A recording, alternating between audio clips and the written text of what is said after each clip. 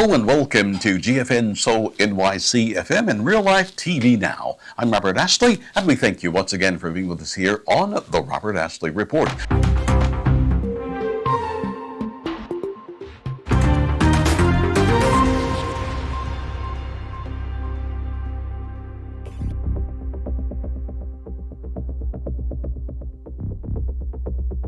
Hello and welcome to GFN Soul NYC FM and Real Life TV Now. I'm Robert Ashley, and we thank you once again for being with us here on the Robert Ashley Report. Now, what we do here is news and commentary, and also share, like, subscribe to our channel, and also hit that notification bell so you can keep up when we're bringing you more and more information. We don't want you to perish because of a lack of knowledge. Now, also, for those of you who like the best in the throwback music, the days of Rick James, the Supreme, Luther Vandross, back in the day when music was really music.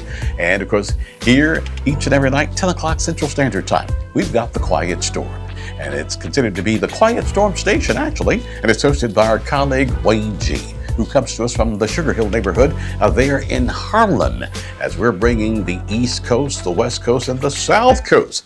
And of course, we're bringing it all together on one accord. So be sure to check out our radio component. At the end of the day, you can be serenaded until the break of dawn. Some good music to chill out on, because it's a lot that's going on in and around our world. Now, also, we've got the Mighty G-Force Nation documentary that we're working on, because our colleague Wayne G. is considered to be one of the pioneers of hip-hop, not rap, but it's hip-hop, and there's a real big difference.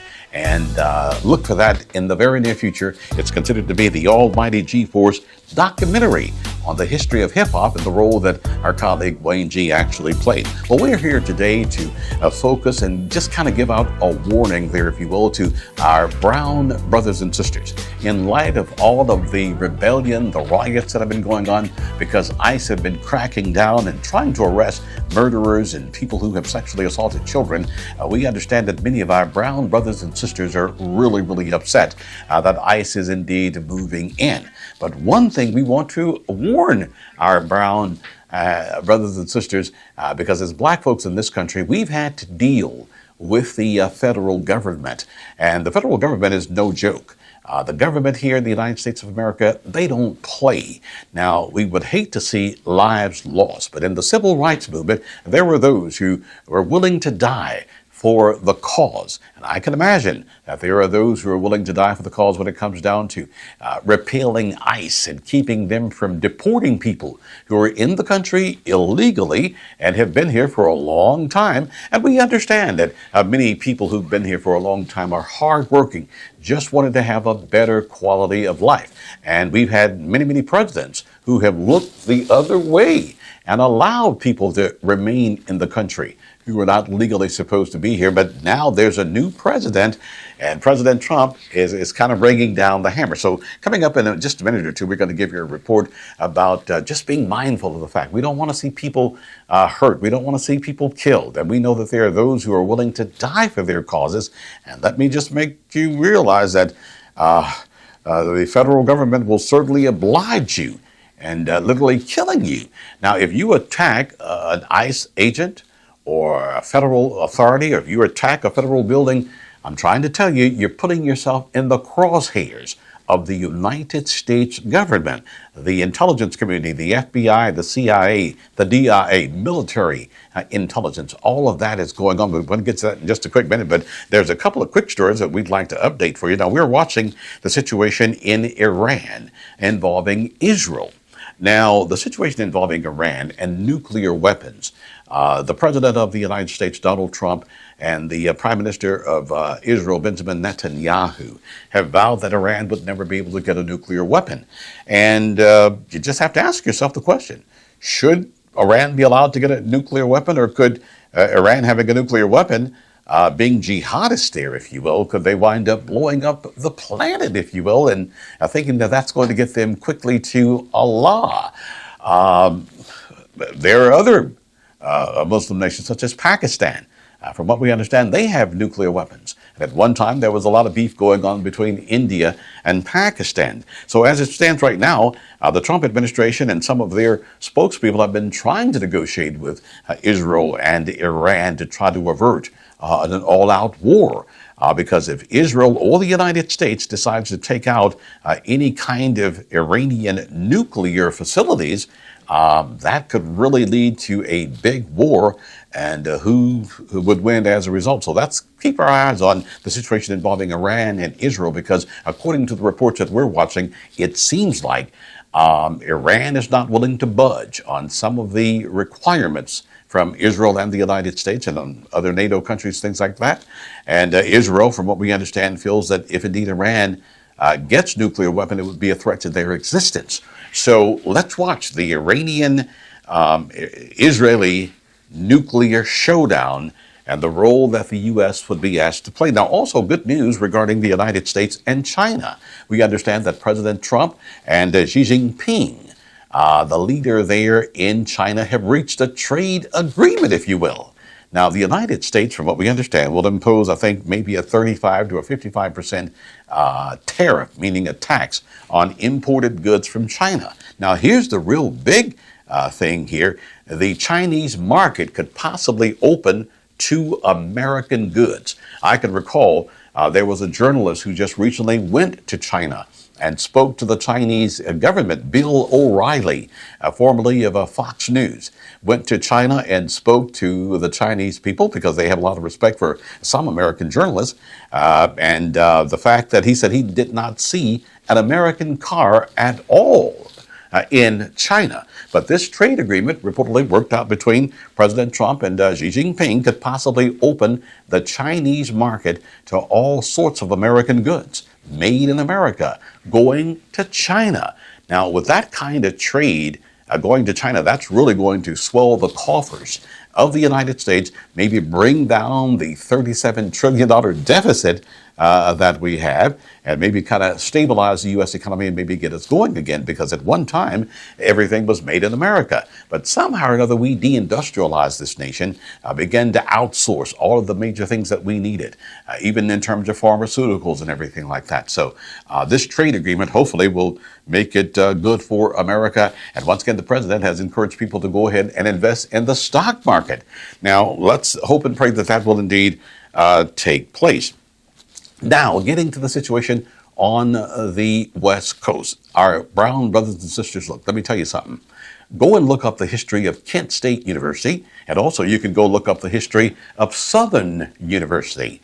There have been many other universities where we've seen college students back in the 60s and 70s literally shot and killed by the National Guard when they came to college campuses to supposedly quell riots and rebellions on our college campuses.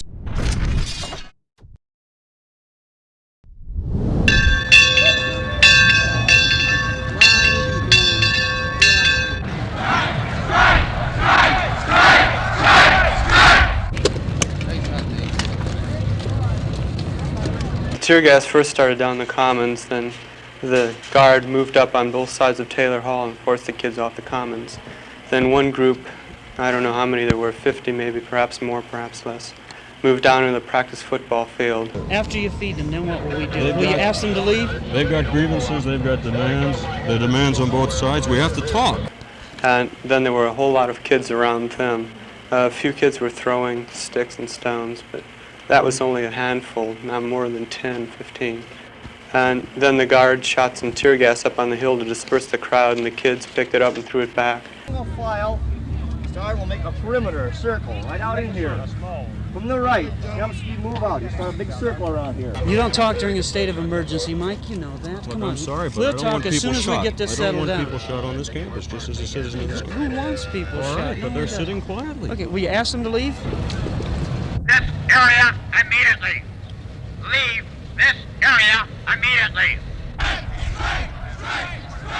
And all of a sudden I heard the shooting.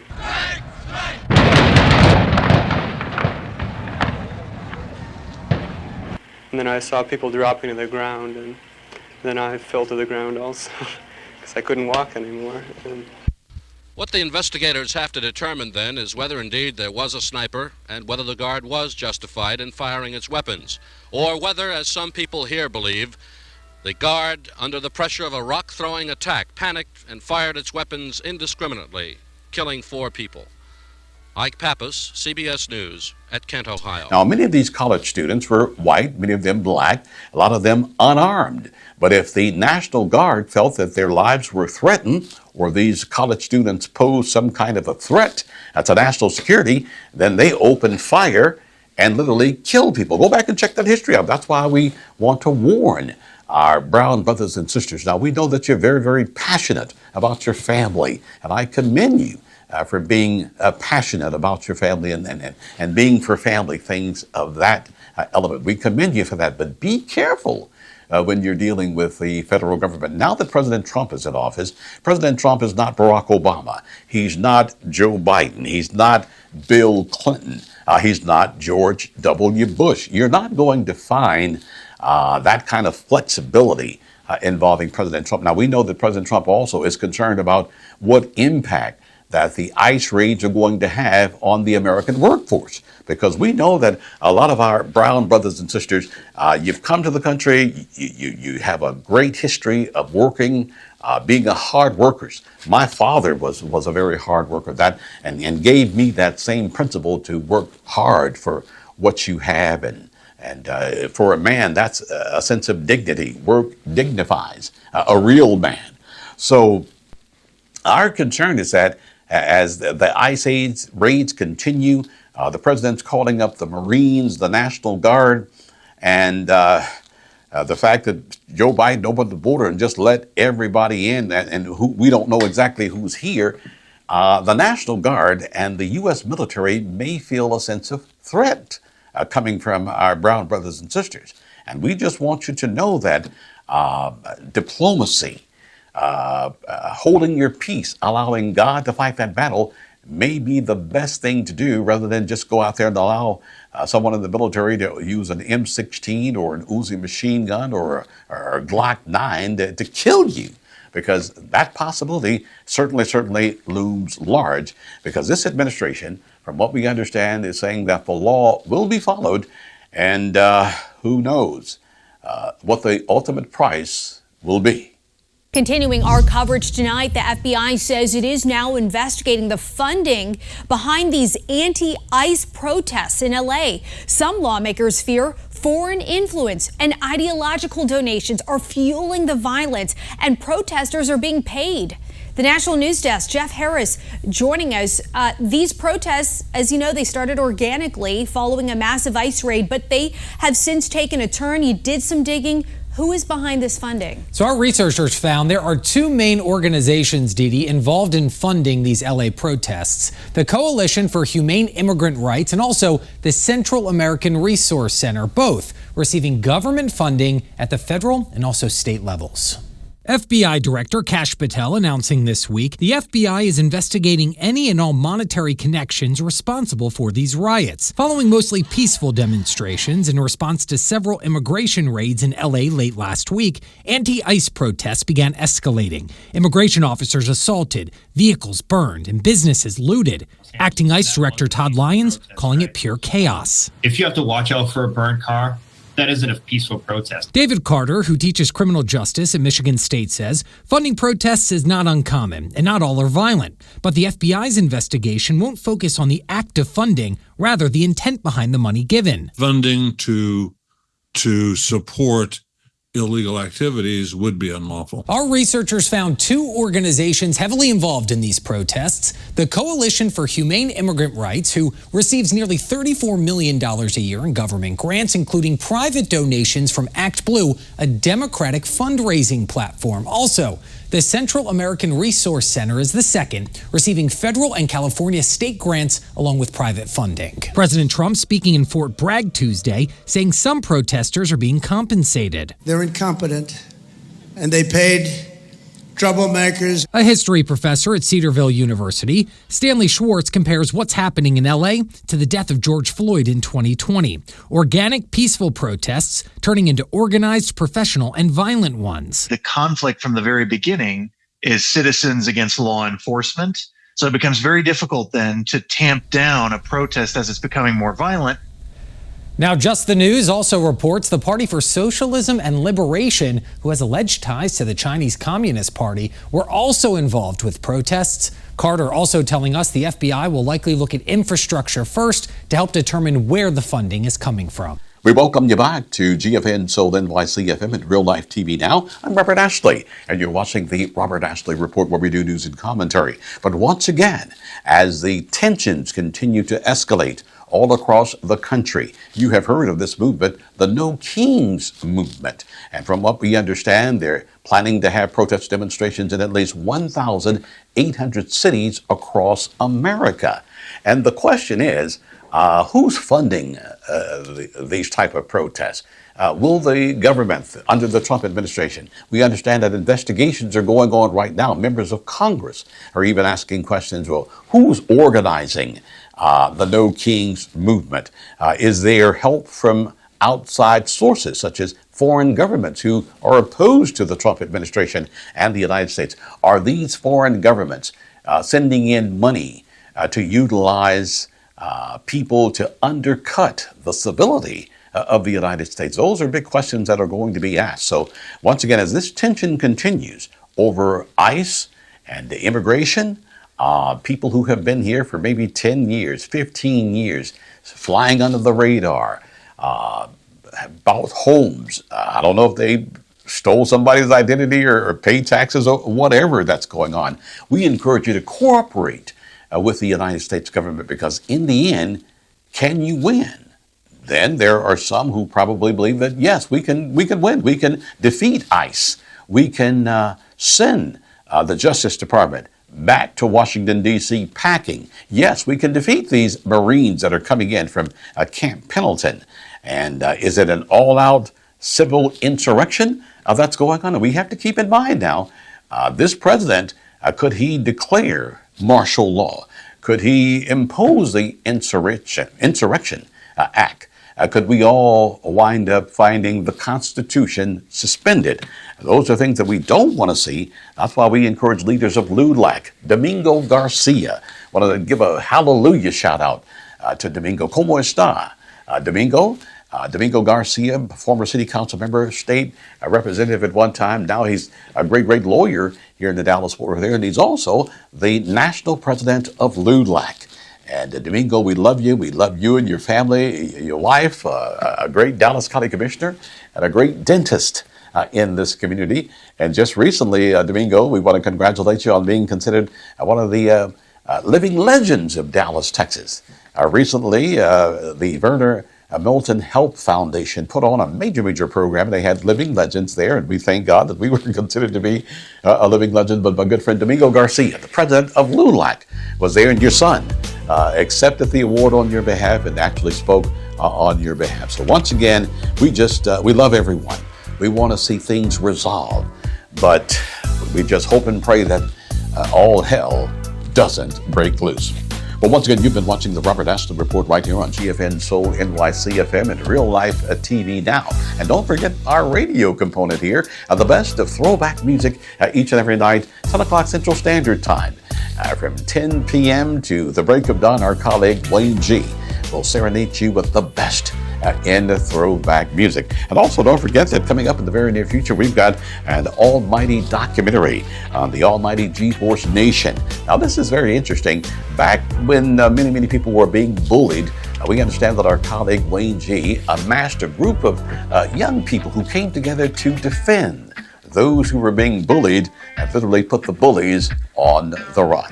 Well, once again, thank you for being with us, and be sure to like our channel, share our content, hit that notification bell so you'll know when we're dropping more and more reports. On behalf of GFN Soul, NYC FM, and Real Life TV Now, I'm Robert Ashley. Have a blessed day.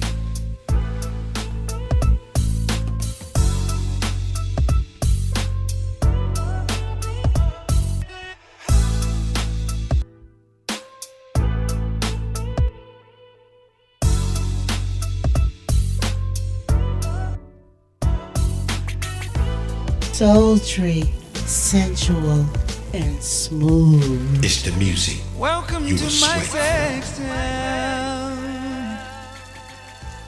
Hi, I'm Robert Ashley, inviting you to join us here on GFN Soul NYC for the best in throwback music. Now, also, we want you to download our mobile app, and you can do that at Google Play Station. At the Google Play Station, you can download our mobile app, and you can take us wherever you go on your phone, your computer, your tablet.